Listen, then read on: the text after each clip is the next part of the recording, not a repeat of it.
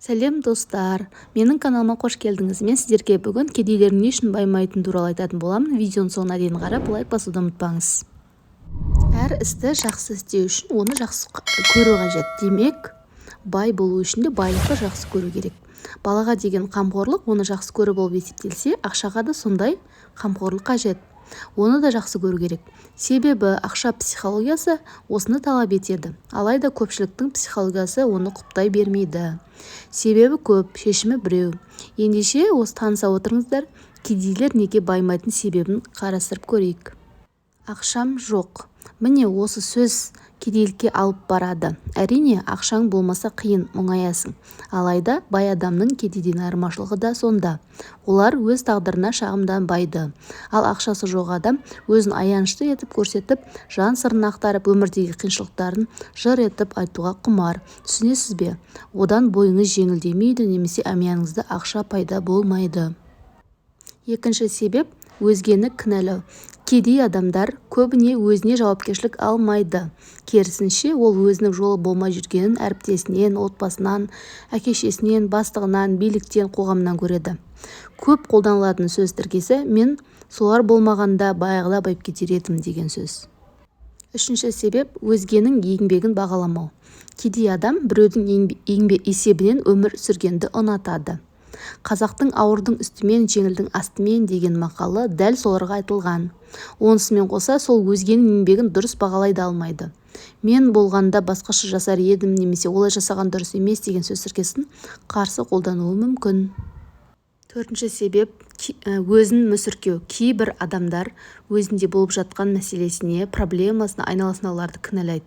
Мәселен, түрінің келіспегені, өзіне лайықты елде тұрмағаны, немесе қолайсыз жағдай, кедей отбасында туғаны, білімі жетіспеуі, немесе өзге тілді білмеуі және тағы басқа. Кедей адам өзін аяп, мүсіркеп, өкінішпен көп өмірін өткізіп алады. Кедей адамдар шешімді дұрыс әрі тез қабылдамайды. Уақытты соза бермеу, тәуекелге бел буу, бірінші қадам жасау көбіне сәтті жұмыстың бастамасы болады. Алайда кедейлердің көбінде мұндайға жігерлері жете бермейді. Олар тұрақты, бірақ аз жалақыға қанағаттанады. Нәтижесінде өмір бойы үйреншікті табысын қанағат тұтып, өзінің тыныш өміріне риза болып жүре береді. Келесі себеп ақшаны текке жұмсау. Кейбір адамдардың қаржылық стратегиясы болмайды. Демек, оның мақсаты ақша тауып, оны тез жұмсау.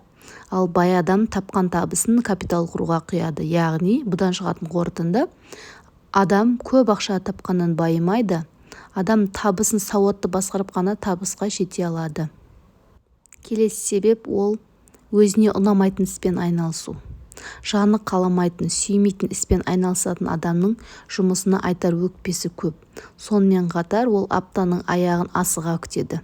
Басшыларын ұнатпайды, алайда дүйсенбі күні қайта жұмысына сүйретіліп барады.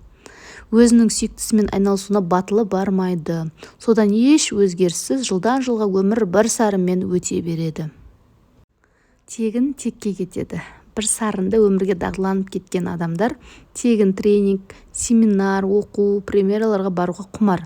Алайда барғанымен оны өз ісіне жаратпайды, шабыттанбайды. Нәтижесінде біліктілігін арттырып, дамып жатырмын деп өзін алдайды. Шын мәнісінде бұл тек өзін жұбату ғана. Ешқандай да даму жоқ. Тегін дүние текке кететінін түсінбейді. Табысты болу үшін қажет адамдармен жиі араласып, көздеген мақсатқа жету үшін нақты жоспар құра білу керек.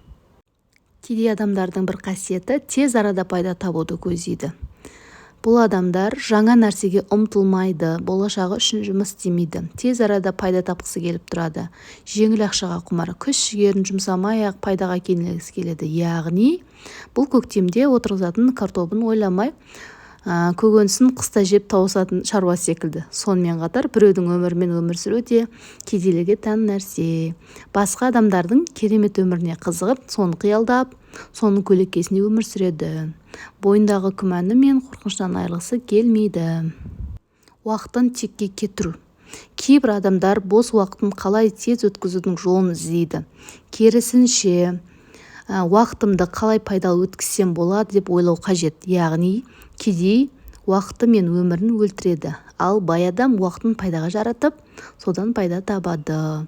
Сонымен қатар табысты адам өзінің жеке басын құрметтейді және айналасындарға тәуелді емес. Ал кедейлер керісінше, айналадағы адамдар мен туралы жаман ойламасын деп бар уақытын, бар күшін өзінің беделін сақтауға жұмсайды. Егер бұл видео ұнаса, сіздерге каналға тіркеліп лайк басуды ұмытпаңыз.